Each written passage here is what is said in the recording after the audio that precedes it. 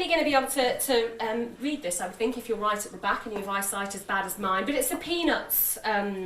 It's a Peanuts cartoon, and Patsy says, oh sorry, no, who says? It is Franklin says to Patsy, I never get this second math problem. And Patsy says, oh, just put down 11, Franklin, and don't worry about it. That's what I do.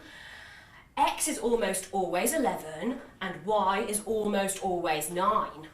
One thing I've learned is just don't take things too seriously. And I have to say, this is often the approach I come across when I'm in a law firm, which is like, I've got this kind of gut feeling that X is 11 and Y is 9, and that's probably quite right, so I'm just going to go with it. And I've spent the last 10 years of my life trying to convince people to get lots of data, and probably not as much time convincing them to look at it properly. So today I'm going to try and convince you to use your data more, because I'm guessing, does everyone in the room have an ATS of some sort? Yes.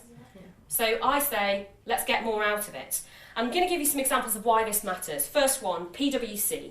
Has everyone seen PwC publicly abandoning the UCAS tariff as a way of assessment? Yeah? Anybody think that that was in any way surprising?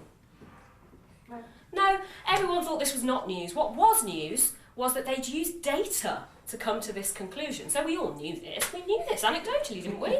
But they've actually used some data to get there. So they've gone and they've said, what do all of the people who've come out in our graduate scheme as superstars all have in common during that application and assessment process? And actually, yeah, do you know what it was testing? It wasn't a compelling UCAS score. So what they've done is changed the way they're working and their process because of data. I'll give you another one. A firm, now defunct, who I used to work with, probably the reason they're defunct is not taking my advice, clearly. I was involved in building a really insane, frankly crazy scoring system for them.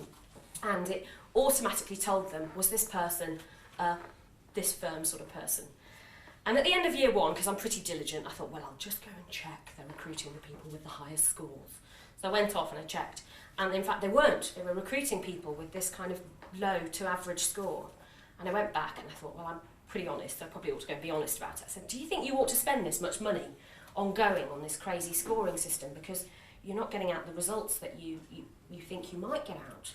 And the answer was, I don't really care about what the report says because the partnership says this is how we should assess people. So we're just going to carry on assessing people. So they continued to give me money, which was really generous of them, for a tool which then never worked for them.